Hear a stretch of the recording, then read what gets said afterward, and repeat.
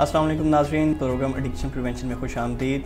मैं उम्मीद करता हूँ कि आप सब खैरियत से होंगे और मैं भी खैरियत से हूँ। मैंने आपको खुद अपनी खैरियत बता दी। नाज़रीन, पिछले प्रोग्राम में हमने बातचीत की थी सेल्फ़ कंट्रोल पे कि किस तरीके से हम सेल्फ़ कंट्रोल को हासिल कर सकते हैं, किस तरीके से हम सेल्फ़ कंट्रोल को इंक्रीज़ कर सकते हैं। आज के प्रोग्राम में हम उसी टॉपिक को फ़र्दर लेके चलेंगे, क्योंकि उस टॉपिक पे अभी बहुत सी चीज़ें जो ऐसी रह गई थी जिनको एक्सप्लोर करना ज़रूरी था। क्योंकि एक प्रोग्राम में मैं सिर्फ आपको महदूद ही बता सकता हूँ, लेकिन उसका रिस्पांस बहुत अच्छा था। लोग चाहते हैं कि उन्हें सेल्फ़ कंट्रोल करना है, मैं भी चाहता हूँ कि मुझे सेल्फ़ कंट्रोल करना है, लेकिन हम कोशिश ज़रूर करते रहते हैं अपनी सारी ज़िंदगी में कि हम अपनी ज़ात पे काबू पा सकें, लेकिन होता ऐसा है कि हम मुकम्मल तौर पे ऐसा कर नहीं पाते, जिसकी वजह से हमें अपनी ज़िंदगी में कुछ ऐसे डिसीजंस लेते हुए दुश्वारी आती है, या हम कुछ ऐसे डिसीजंस कर जाते हैं जिन पे बाद में हमें पछतावा होता है। अगर हमें अपनी ज़ात पर काबू हो, अगर हम सेल्फ़ कंट्रोल करना जानते हों, अगर हमें उस पर अबूर हासिल हो और हमें उसकी प्रैक्टिस भी हो, तो हम अपनी ज़िंदगी में बहुत से ऐसे डिसीजन करने से बच जाएंगे जो कि बाद में जिन पे हमें पछताना पड़ता है, या हम कुछ ऐसे डिसीजंस कर लेंगे जिनको हम कर नहीं पा रहे। तो सेल्फ़ कंट्रोल इज़ अबाउट आप अपनी ज़ात पे कंट्रोल कर सकें, आप अपने डिसीजंस पे कंट्रोल कर सकें, जो आप करते हैं, जो आपके बिहेवियर्स हैं, आप उन पे खुद पे काबू पाते हुए वो कर सकें। आप कॉन्शियस हों, आप माइंडफुल हों अपने बिहेवियर्स, अपने एक्शंस के बारे में। तो this is all about self control. पिछले प्रोग्राम में मैंने आपको बताया था कि सेल्फ़ कंट्रोल करने के कुछ क्या क्या तरीके हैं, मैंने कुछ टिप्स दी थी आपको उसमें। आज फर्दर चल के उसको एक्सप्लोर मैं करूँगा और मैं आपको कुछ ऐसी चीज़ें बताऊँगा जिस पे आप भी हैरान होंगे, और आपका मैं उम्मीद करता हूँ कि नज़रिया ही तकरीबन बदल जाएगा कि सेल्फ़ कंट्रोल कैसे किया जाता है।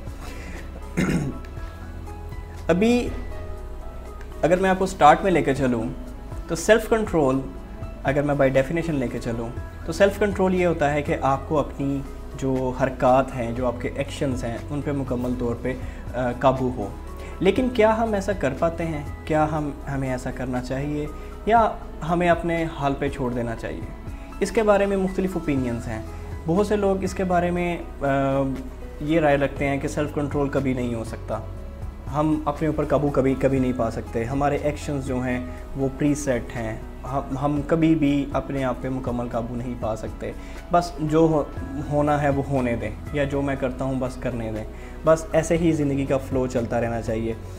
मैं आपसे चाहूँगा कि आप भी कमेंट्स में राय दें, आप अपने जो आरा हैं वो दें हमें कि आपके ख़्याल से क्या करना चाहिए, आपके ख़्याल से कौन सी ऐसी चीज़ें हैं जो कि अगर हम मलहूज़े ख़ातर रखें तो हम अपने सेल्फ़ कंट्रोल पे काबू पा सकते हैं, या हम सेल्फ़ कंट्रोल को बढ़ा सकते हैं। सो ये तो था कमेंट्स और लाइक्स के हवाले से।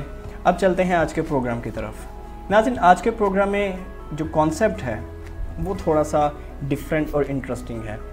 आमतौर पे जब भी हमें कुछ अच्छा खाने को दिल करता है, या हमें कोई भी अपनी मर्ज़ी का काम करने को दिल करता है, तो हम यूजुअली सोचते हैं करूँ या ना करूँ।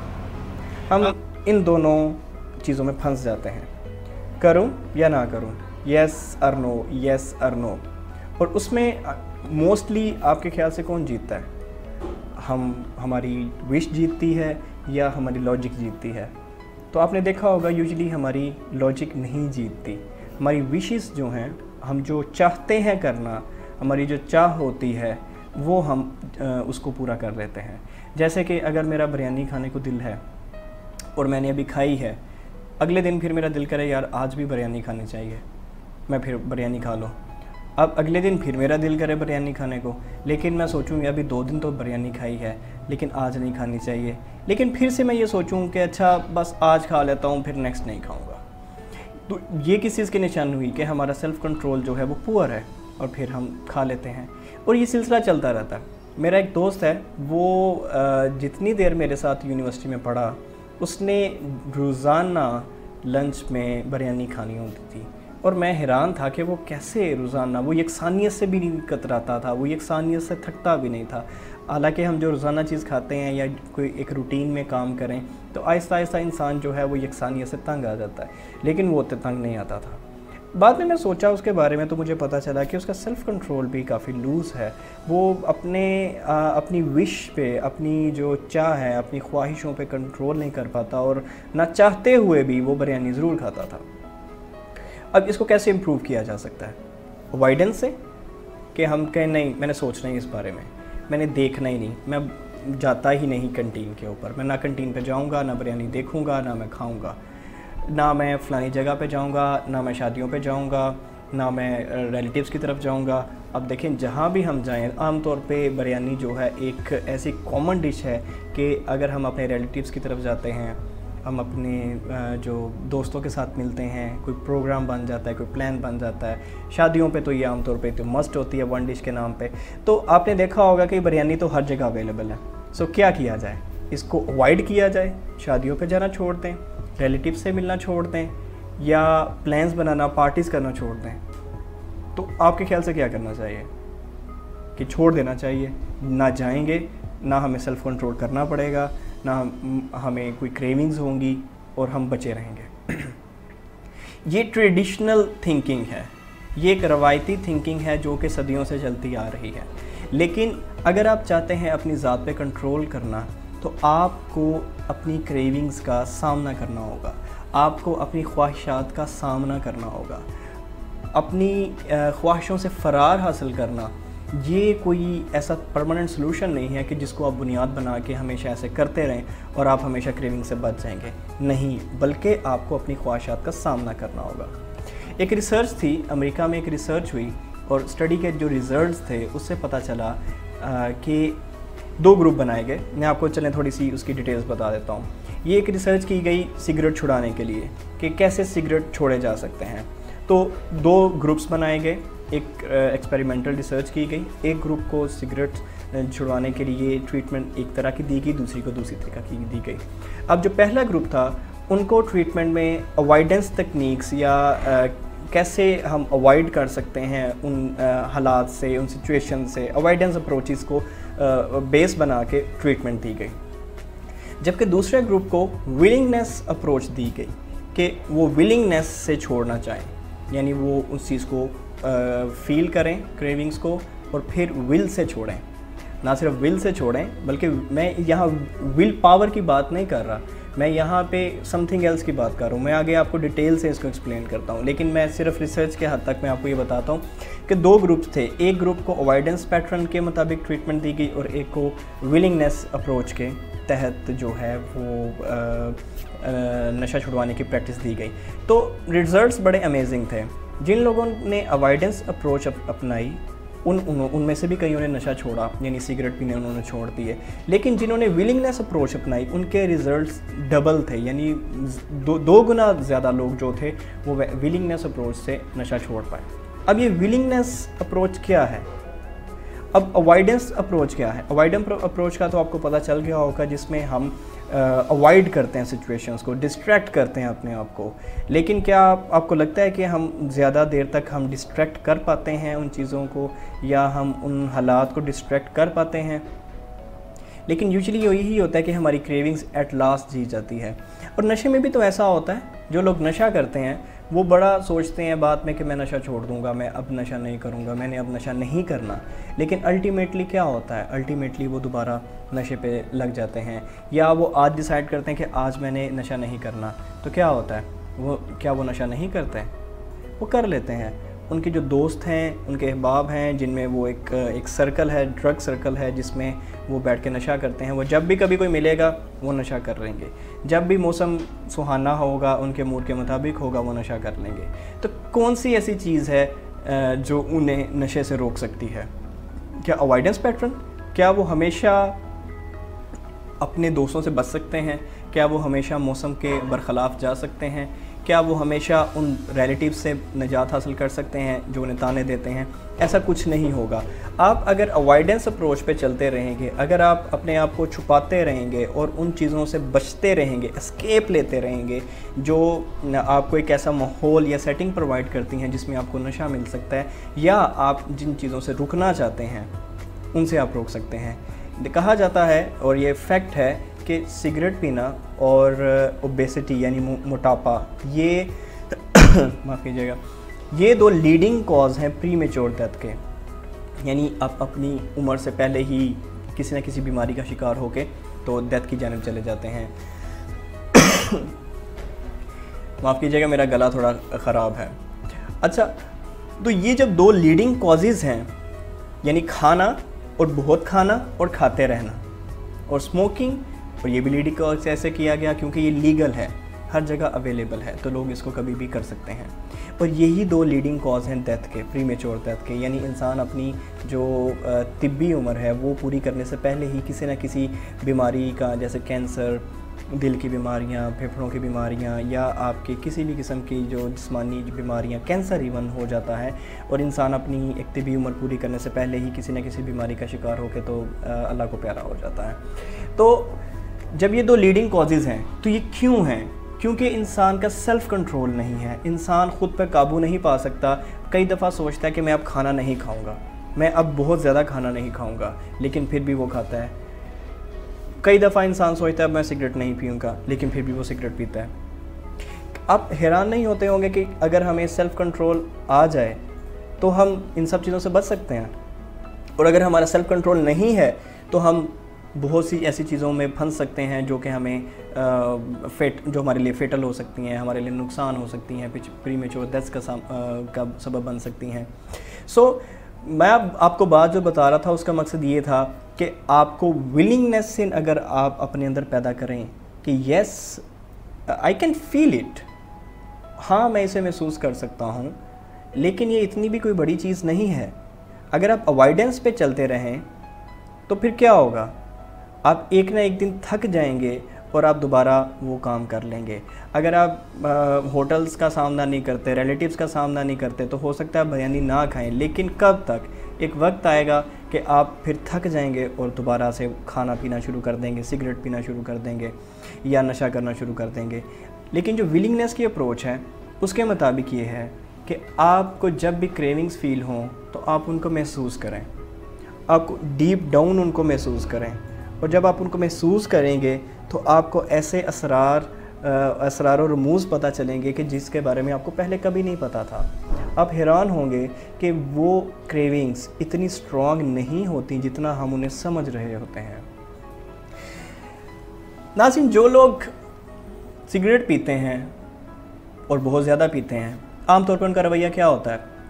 वो सुबह उठते हैं, वो सिगरेट पीते हैं, वो खाना खाते हैं, वो सिगरेट पीते हैं, वो जब अकेले बैठते हैं तब सिगरेट पीते हैं, जब वो दोस्तों में बैठते हैं तब वो सिगरेट पीते हैं, जब वो रात को घर जाते हैं तब वो सिगरेट पीते हैं, जब वो सोने लगते हैं तब वो सिगरेट पीते हैं, जब वो उठते हैं तो फिर वो सिगरेट पीते हैं। तो वो सारा दिन उनका इसी लूप में चलता रहता है। लेकिन कभी उन्होंने सोचा नहीं कि वो ऐसा क्यों करते हैं। असल में उनका दिमाग जो है वो ऑटो पायलट पर लगा होता है, उन्हें नहीं पता होता वो क्या कर रहे हैं, उनको अपने बिहेवियर्स के बारे में इल्म ही नहीं होता, बस वो कर रहे होते हैं। लेकिन व्हाट इफ़ कि अगर हमें अपने बारे में पता हो कि हमें क्या फ़ील हो रहा है, व्हाट इफ़ कि अगर मुझे पता हो कि मैं क्या सोच रहा हूँ, तो उससे क्या होगा? आप में से बहुत से लोग कह रहे होंगे कि उससे कुछ भी नहीं होगा, उससे मुझे और क्रेविंग होगी। लेट्स से मैं आपको जो बता रहा हूँ उसके मुताबिक ये है कि अगर आपने सिगरेट पीना है और आपका दिल कर रहा है सिगरेट पीने को, तो आपको एटलीस्ट ये पता होना चाहिए कि yes I am craving for a cigarette, हाँ मैं ये सोच रहा हूँ कि मुझे सिगरेट पीना चाहिए। आपको ये पता होना चाहिए।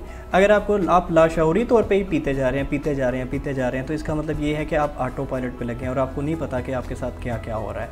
लेकिन अगर आपको पता है आप क्या कर रहे हैं तो इससे बहुत फ़र्क पड़ता है। नोइंग योर सेल्फ, आपको अपने बारे में अगर पता हो तो ये एक बहुत बड़ा डिफरेंस पैदा कर सकता है। कैसे, मैं आपको थोड़ा सा एक्सप्लेन करता हूँ। देखिए, अगर आपको सिगरेट पीने का दिल कर रहा है, अगर आपने खाना खाया और आप चाहते हैं कि अब मैं सिगरेट पीऊँ, या आप दोस्तों में बैठे हैं तो आपको पता हो कि मेरा दिल कर रहा है सिगरेट पीने को, तो आप अपने आप को ये कह सकते हैं हाँ मुझे ख्याल आ रहा है या मैं सोच रहा हूँ कि मेरा दिल कर रहा है कि मुझे सिगरेट पीना चाहिए। आपको अपनी फीलिंग्स के बारे में भी पता होना चाहिए, आपको अपने थॉट्स के बारे में भी पता होना चाहिए। इसे सेल्फ़ अवेयरनेस भी कहते हैं, लेकिन ये उसका एक पार्ट है सेल्फ़ अवेयरनेस का, कि knowing your self, knowing your feelings, knowing your thoughts. अगर हमें हर वक्त अपने थॉट्स का पता हो, अगर हमें हर वक्त अपने इमोशंस का पता हो, तो इससे भी ज़िंदगी में बहुत ज़्यादा फ़र्क पड़ सकता है। लेकिन अलमिया ये है कि हमें अपने बारे में पता ही नहीं होता, हम अपने बारे में अवेयर नहीं होते, हम बस जो कर रहे होते हैं वो कर रहे होते हैं। हमारी क्या रूटीन है, हम किससे मिलते हैं, हम क्या खाते हैं, हम क्या पीते हैं, हम कौन सी ऐसी एक्टिविटीज़ हैं जो नहीं करना चाहिए हम फिर भी वो करते हैं। हम सब कुछ ऑटो पायलट पे कर रहे होते हैं। हमने अपने आप को वक्त देना ही छोड़ दिया है। हम अपने आप को बस ऑटो पायलट पे लगा के कहते हैं कि बस करते जाओ करते जाओ करते जाओ, मेरे पास इतना वक्त नहीं है कि मैं तुम्हें टाइम दूँ। यानी हम अपने आप को ये कहते हैं कि मेरे पास इतना वक्त नहीं है कि मैं तुम्हें टाइम दूँ। तो जब हम अपने आप को वक्त नहीं देते, जब हम अपने आप को जानते नहीं हैं, तो फिर ना हमें अपनी फीलिंग्स का पता होता है, ना हमें अपने थॉट्स का पता होता है, और इसी तरह हम अपने आप को, अपनी ज़ात को ही स्पॉइल कर देते हैं। जैसे एक स्पॉइल बच्चा नहीं होता जिसको जैसे सबसे घर में जो छोटा बच्चा होता है उसे हर कोई डांटता है, अम्मी अबू भी उसे डांटते हैं, बड़ा भाई भी उस पर रोब जमाता है, बहनें भी उस पर रोब जमाती हैं, जाओ ये लेके आओ, जाओ ये लेके आओ, ऐसा कर दो वैसा कर दो। तो सभी ने उसको कामों पे लगाया होता है, तो वो और उस पर तवज्जो भी कम होती है, या शुरू में बहुत ज़्यादा होती है लेकिन एंड पे फिर नहीं होती, जिससे क्या होता है बच्चे स्पॉइल हो जाते हैं। और इसीलिए जो यूजुअली जो सबसे आखिरी बच्चे होते हैं, यानी सबसे घर में जो छोटे बच्चे होते हैं, उनमें ड्रग सीकिंग बिहेवियर बहुत ज़्यादा होता है, बहुत ज़्यादा। मैंने जो मेरी एक पर्सनल रिसर्च थी अपने मास्टर्स थीसिस में, वहाँ पे मैंने जब रिज़ल्ट्स को जांचा, एनालाइज़ किया, तो मैंने उसमें ये भी देखा कि जो सिबलिंग्स में सबसे आखिरी नंबर पे हैं, जो सब बहन भाइयों में सबसे छोटे होते हैं, उनमें नशा करने का रुझान बहुत ज़्यादा पाया गया। एक वो जो सबसे बड़े हैं और एक वो जो सबसे छोटे हैं, लेकिन जो ज़्यादा तादाद थी वो उनकी थी जो कि नशा करने की, जो कि अपने ख़ानदान में सबसे छोटे हैं, अपने बहन भाइयों में सबसे आखिरी नंबर पर आते हैं। तो जब आपके पास सारी डिसीजन पावर्स होती हैं तब भी मसला है, जब आपके पास कोई डिसीजन पावर नहीं होती तब भी मसला है। तो इसलिए हमें अपनी पर्सनैलिटी को बैलेंस रखना चाहिए। लेकिन खैर वो एक दूसरी बात थी। मैं जो आपको बता रहा था, बैक टू द टॉपिक, वो ये था कि हम अपने आप को टाइम नहीं देते, जिसकी वजह से हमें अपनी फीलिंग्स का पता नहीं होता, हमें अपने थॉट्स का पता नहीं होता, और हम जो कुछ भी कर रहे होते हैं बस कर रहे होते हैं without knowing anything about ourselves. So हमें क्या करना चाहिए? हम अपने इमोशंस को कैसे पता कर सकते हैं? हम अपने थॉट्स का कैसे पता कर सकते हैं? उसके लिए आपको सेल्फ अवेयर होना पड़ेगा। और सेल्फ अवेयर कैसे हुआ जा सकता है? उसके लिए आपको माइंडफुल होने की प्रैक्टिस करना पड़ेगी। आपको माइंडफुल होना पड़ेगा, हर वक्त माइंडफुल होना पड़ेगा। लेकिन अब क्वेश्चन ये है कि माइंडफुल कैसे हुआ जाए? माइंडफुल होने के लिए आपको अपने आप को वक्त देना होगा। माइंडफुल होना ये होता है कि आपको आप कॉन्शियस हो, आपको अपने इर्द गिर्द सराउंडिंग में जो कुछ भी हो रहा है उसके बारे में पता हो। लेकिन माइंडफुल होने के लिए आपको ज़रूरी है कि आप दिन में कोई ऐसा वक्त निकालें अपने लिए जिसमें आप आराम से बैठें और अपने बारे में सोचें, अपने इर्द गिर्द के बारे में सोचें, अपने ख्यालात के बारे में सोचें, अपने इमोशंस के बारे में सोचें, अपनी प्रेजेंट स्टेट ऑफ माइंड के बारे में सोचें। उससे क्या होगा? इससे आहिस्ता आहिस्ता देखेंगे कि आपको प्रैक्टिस होगी कि आपको अपनी ज़ात की आगाही आना शुरू हो जाएगी। आपको पता होना शुरू हो जाएगा कि मेरे इमोशंस क्या हैं, आपको पता होना शुरू हो जाएगा कि मेरे ख्यालात क्या हैं। इससे बहुत ज़्यादा फ़र्क पड़ता है। जब आप माइंडफुल होते हैं तब आपको अपनी फीलिंग्स का पता होता है। जब आप माइंडफुल होते हैं तब आपको अपने थॉट्स का पता होता है, आपको अपनी सराउंडिंग का पता होता है। इससे बहुत से डिसीजंस लेने में मदद मिलती है, डिसीजन मेकिंग करने में मदद मिलती है, लॉजिकल डिसीजन मेकिंग, क्योंकि आया मैंने सिगरेट पीना है या मैंने नहीं पीना, मैंने खाना ज़्यादा खाना है या मैंने नहीं खाना, या मेरे सामने इतनी ज़्यादा डिशेस पड़ी हुई हैं तो मैंने कौन सी खानी है कौन सी नहीं खानी। अच्छा, यूजुअली ये कहा जाता है कि आपके सामने जब खाना आए तो आप उसको देखें ना, या आप देखें आप फील कर रहे हैं तो एकदम से कहें नहीं तुमने फ़ील नहीं करना, आप अपनी जो फीलिंग्स का स्विच है वो बंद कर दें, ये कहा जाता है। लेकिन क्या ऐसे एक्चुअल में होता है? अगर आपके सामने लजीज खाने पड़े हों और आपको बहुत शदीद भूख लगी हो और आप कहें नहीं अब महसूस नहीं करना, भाई कैसे? आप ऐसा नहीं कर सकते। अगर आपके सामने इतना कुछ पड़ा है और आपको भूख लगी है तो आपका दिल दलचाएगा, आप हंगरी फील करेंगे, आपके मुंह में सलाइवा आएगा और आप खाना चाहेंगे। लेकिन अगर मैं आपको कहूँ नहीं फील नहीं करना, तो ये है कि अपने ही इमोशंस को स्नब करना। You cannot snub your own emotions. आप अपने ही इमोशंस को, अपनी ही फीलिंग्स को स्नब नहीं कर सकते।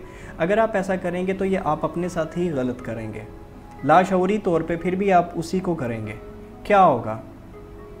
आप अल्टीमेटली कर लेंगे। लेकिन व्हाट इफ़ कि अगर आप उन क्रेविंग्स को फील करें, अगर आप आपकी वो जो ललचाई नज़रें हैं उन खाने की तरफ, आप अपने इमोशंस को जांचें, फील करें कि मुझे कितनी क्रेविंग है। और अगर आप लेट्स सपोज आप खा पी चुके हैं और उसके बाद आप किसी दोस्त के साथ जाते हैं और वो आपको फिर किसी चीज़ की ऑफ़र करता है, पिज़्ज़ा खाने की ऑफ़र करता है, कोल्ड ड्रिंक पीने की ऑफ़र करता है या किसी और चीज़ की, तो आप बेशक फ़ील करें कि मुझे क्रेविंग्स हो रही हैं, लेकिन उन्हें फ़ील तो होने दें।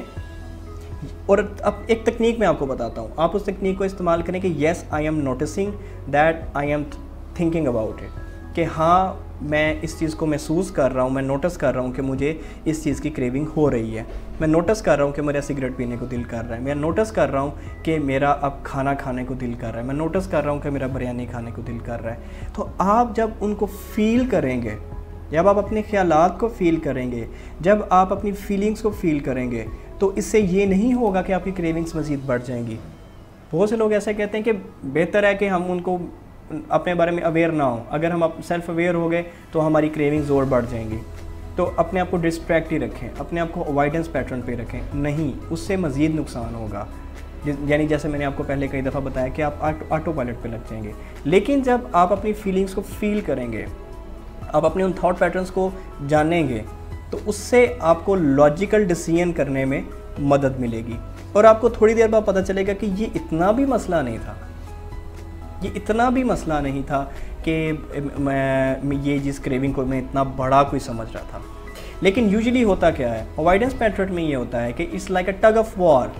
जैसे एक बुल हो और आप एक शीप हो और बुल आपको अपनी तरफ खींच रहा है, और मैं बुल कह रहा हूँ उस क्रेविंग को और शीप कह रहा हूँ आपकी अपनी जो सेल्फ कंट्रोल है उसको कह रहा हूँ।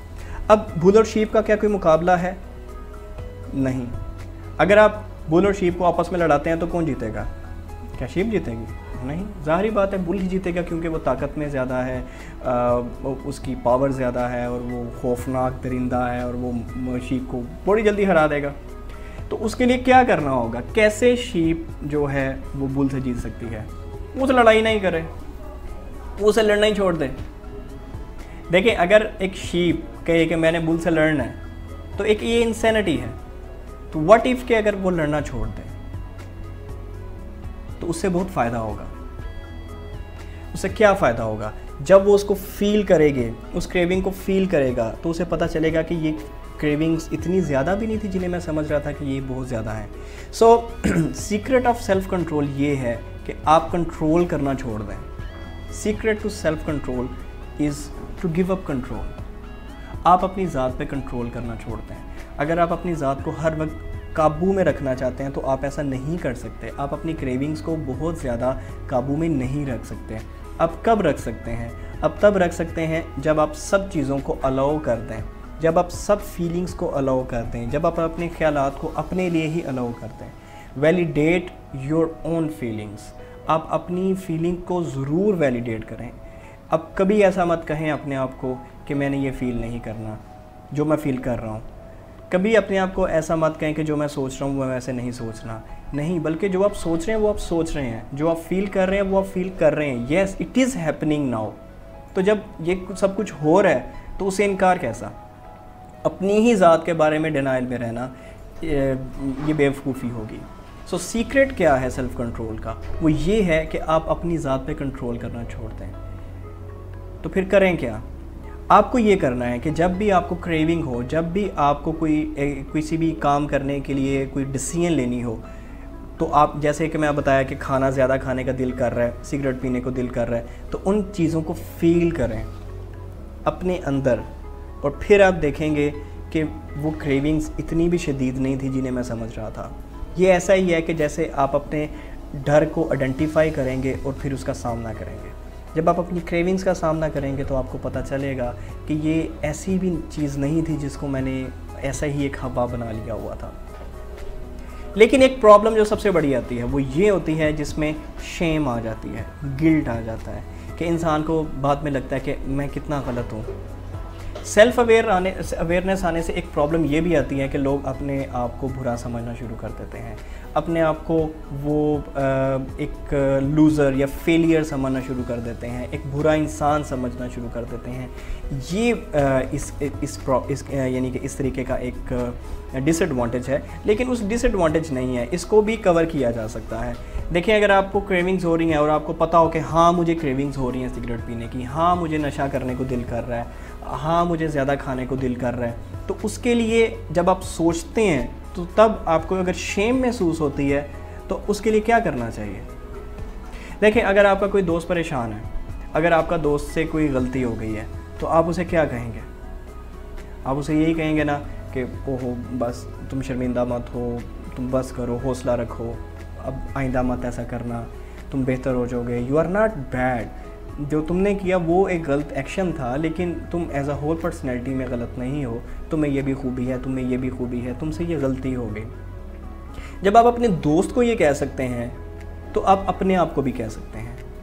तो आप अपने आप की शर्मिंदगी को ख़त्म करने के लिए अपने आप को प्यार करें, अपने आप को ही कोई ऐसे लफ्ज़ कहें जो कि आप अपने आप से जो आपकी मोहब्बत को उसमें रिफ़्लेक्ट कर रहे हों कि आप इतने बुरे इंसान नहीं हो, आपने ये गलत काम किया, लेकिन आप एक बंदे गलत नहीं हो, लेकिन आपसे ये एक्शन गलत हो गया। तो इससे आपकी देखिएगा शेम आहिस्ता आहिस्ता जो है वो ख़त्म होना शुरू हो जाएगी। आप अपने बारे में जानना भी शुरू कर देंगे और आपको शेम भी नहीं होगी। प्रॉब्लम ये आती है कि जब हम अपने आप को जानना शुरू करते हैं, जब भी हम अपने बारे में आगाही लाना शुरू करते हैं, जब हमें अपनी ज़ात के बारे में पता होना शुरू हो जाता है कि व्हाट आई एम, तो फिर हमें शर्मिंदगी होना शुरू हो जाती है। फिर हम कहते हैं कि तुम तो बड़े बुरे इंसान हो, तुम तो बड़े ख़राब इंसान हो, तुमने तो बहुत गलतियाँ की। लेकिन अगर आप चाहते हैं सेल्फ़ कंट्रोल करना तो आपको सेल्फ़ अवेयर होना पड़ेगा। अगर आप चाहते हैं कि आप सेल्फ़ कंट्रोल करें तो आपको अपने ऊपर ज़बरदस्तियाँ करनी बंद करनी होंगी। आपको क्रेविंग्स को फ़ील करना होगा, आपको उस सब चीज़ों को फ़ील करना होगा जो आप महसूस कर रहे हैं, उनको येस करना होगा, yes I am feeling that. लेकिन उन फीलिंग्स के एक्शंस को मैनेज करना होगा। और वो कैसे मैनेज होगा कि जब आप अपनी ज़ात के बारे में कॉन्शियस होंगे, जब आपको पता होगा कि मैं क्या सोच रहा हूँ, जब आपको पता होगा कि मैं क्या फ़ील कर रहा हूँ, क्योंकि तभी तो आपसे ये राज उठेगा, जब आपको उस राज का पता चलेगा कि ये वैसा भी मसला नहीं था, ये वैसा डर उतना बड़ा नहीं था जिसको मैं समझ रहा था। और वो कुछ ही देर में वो क्रेविंग्स ख़त्म हो जाएंगी, कुछ ही देर में वो जो आपको एक इतनी ज़्यादा डायर नीड नज़र आ रही थी कि मुझे ये करना है, वो उसी टाइम ख़त्म हो जाएगी। सो नाज़रीन, आज के प्रोग्राम में मैंने आपको सेल्फ़ कंट्रोल के बारे में कुछ बुनियादी चीज़ें बताईं, लेकिन आज का जो कॉन्सेप्ट था वो थोड़ा सा कम्प्लेक्स था, थोड़ा सा पेचीदा था। लेकिन अगर आप इसको थोड़ा सा बार बार सुनेंगे तो आपको अंडरस्टैंडिंग होगी कि मैंने आप क्या बातें की। अब मैं इसकी समरी करता हूँ। आज मैंने इसको मुख्तलिफ़ पहलुओं से एक्सप्लोर किया सेल्फ़ कंट्रोल को, लेकिन उसमें कुछ ऐसी चीज़ें थी जो मैं समझ सकता हूँ कि आपको अंडरस्टैंड करने में थोड़ी सी डिफ़िकल्टी आएगी, क्योंकि हमारी जो प्रेजेंट सिचुएशन है उसमें हम एक ही चीज़ों के बारे में, एक ही तरह की चीज़ों के बारे में ट्यून्ड हुए होते हैं। तो उससे कैसे ओवरकम करना है उसमें आपको प्रैक्टिस थोड़ी सी करना होगी। सो अगर आप सेल्फ़ कंट्रोल चाहते हैं तो पहली बात यह है कि आप अपने ऊपर ज़बरदस्तियाँ करनी बंद कर दें, आप अवॉइडेंस तकनीक को ख़त्म कर दें। आपको फिर क्या करना है? आपको अपनी ज़ात के बारे में ज़्यादा से ज़्यादा जानना है, आपको माइंडफुल होना है, आपको हर वक्त अपनी फीलिंग्स का, अपने इमोशंस का और अपने थॉट्स का पता होना चाहिए। और जब भी अगर आप कोई गलत काम कर रहे हैं, तो अगर आप एक रूटीन में वो कर रहे हैं और आपसे वो नहीं हो रहा, ख़त्म नहीं हो रहा, जैसे मैं सिगरेट पीना कहा या जैसा मैंने आपको कहा कि अपनी इमोशंस को नो कहना, तो ये कहना बंद कर दें। और जब भी आपका सिगरेट पीने को दिल करे तो वो आप कहें कि हाँ मैं नोटिस कर रहा हूँ कि मेरा दिल कर रहा है सिगरेट पीने को, और हाँ मेरा दिल, और मुझे ख्याल भी आ रहा है, मेरा दिल भी कर रहा है और मुझे ख्याल भी आ रहा है कि मुझे सिगरेट पीना चाहिए। तो आपको ये पता होना चाहिए। जब आपको ये पता होगा और फिर आप अपनी फीलिंग्स को अपने अंदर फील करेंगे, तो फिर आपको पता होगा कि ये इतना बड़ा मॉन्स्टर नहीं है जिससे मैं लड़ रहा था और मैं अवॉइड कर रहा था, बल्कि जब मैंने इसका सामना किया तो मुझे पता चला कि इसकी हैसियत एक मॉन्स्टर की नहीं है, ये वो मॉन्स्टर नहीं है जिसे मैं सोच रहा था। तो फिर आपकी क्रेविंग्स जो है वो आहिस्ता आहिस्ता ख़त्म हो जाएंगी। अगर आपका नाज़रीन कोई क्वेश्चन है तो आप इनबॉक्स कर सकते हैं, और कमेंट्स भी मैं देख रहा था विलिंग वेज में एक पेज पे, Simon Rafiz Carey and right, very informative topic, thank you so much. Hamza कम्बो थम्स अप कह रहे हैं, thank you so much for thumbs up.